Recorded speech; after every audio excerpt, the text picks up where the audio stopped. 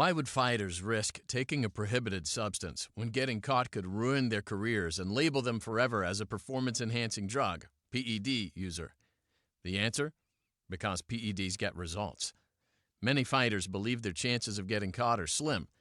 The truth is, the chances of getting away with it are nowhere near good enough, given all you could lose. It's one thing to lose your reputation, but there are even more important reasons not to use PEDs or other performance-enhancing methods like blood doping. Remember, it's your body, your health, and your career. And it's important you know the downside of prohibited substances.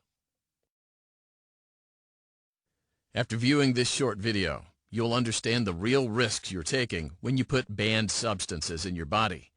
You'll know the resources available to you, and you'll make better choices about what you put in your body, so your career won't be down for the count. Check out the health consequences of the most common banned substances. First, anabolic steroids. While the benefits of these substances may be attractive, the downsides to your body and your health are severe. Anabolic steroids can attack bodily systems with an array of serious side effects. These range from surface effects like baldness, acne, or oily skin to very severe effects like liver disease and liver cancer, heart disease, testicular atrophy or sterility, and psychiatric disease like roid rage. How would these things affect your career, your personal life, and your health?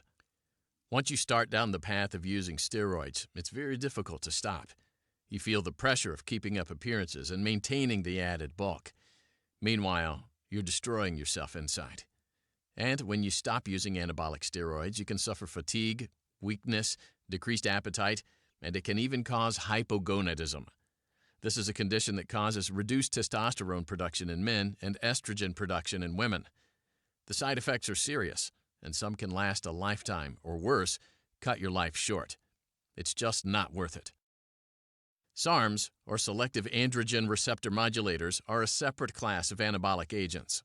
They have similar properties to anabolic steroids, but reduced androgenic properties and fewer steroid-related side effects.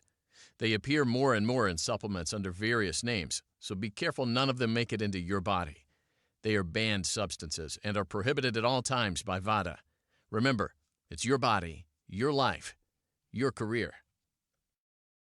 Now let's talk stimulants. A stimulant is a drug that raises the level of physiological or nervous system activity in the body.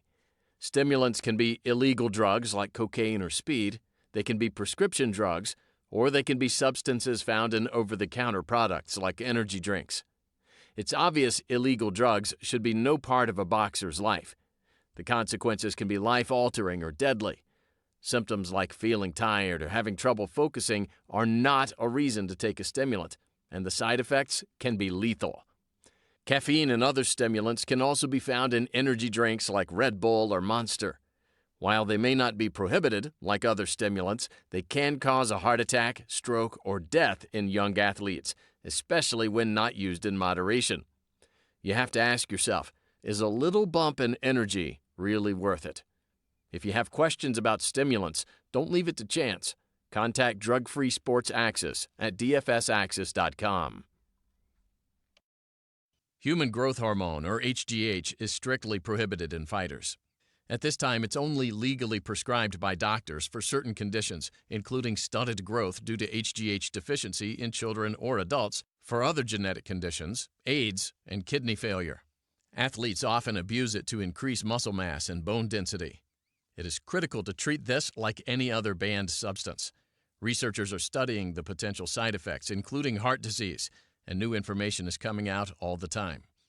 Until the side effects are thoroughly studied, the risk is just too great, so growth hormone should be avoided completely. You have a specific amount of red blood cells in your body, which carry oxygen to your organs and brain.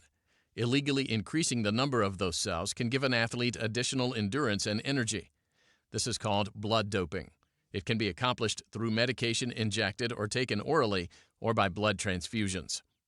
Blood doping by taking medicines like EPO or even by autotransfusion can be extremely dangerous and even life-threatening. Think about a car having too much oil. It creates sludge in the engine and the car breaks down.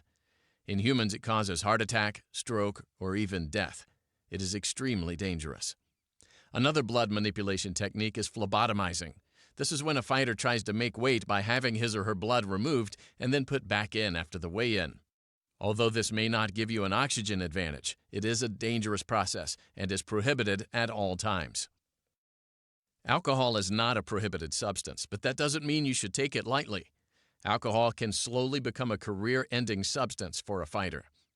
Beyond causing permanent liver damage, it can also cause loss of brain cells and even shrink portions of your brain.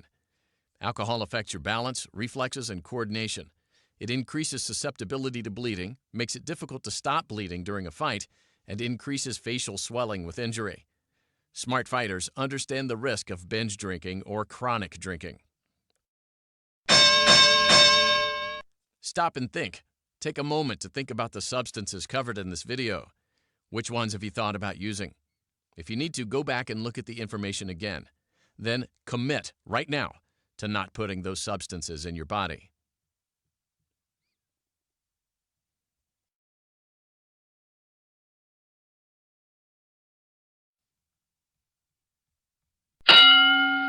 Remember, it is your body, your health, and your career. The most important thing you can do as a fighter is to make your own decisions and do your own research. Even some doctors may not know exactly what is prohibited. If a doctor wants to prescribe you medication, ask him or her to look at VADA's prohibited list at vada-testing.org. That may not be enough.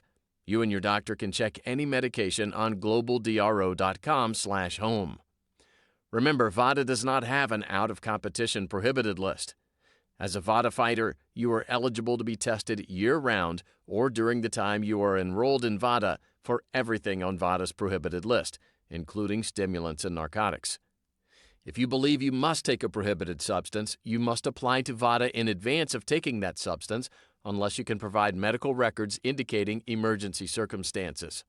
VADA is always available to answer questions, and you have free access to Access by going to dfsaccess.com, selecting VADA from the list, and using the passcode VADA12. It is your body, your health, and your career. Use the resources available to you to make the best possible choices. Avoid the potentially devastating downside of prohibited substances. It's just not worth the risk.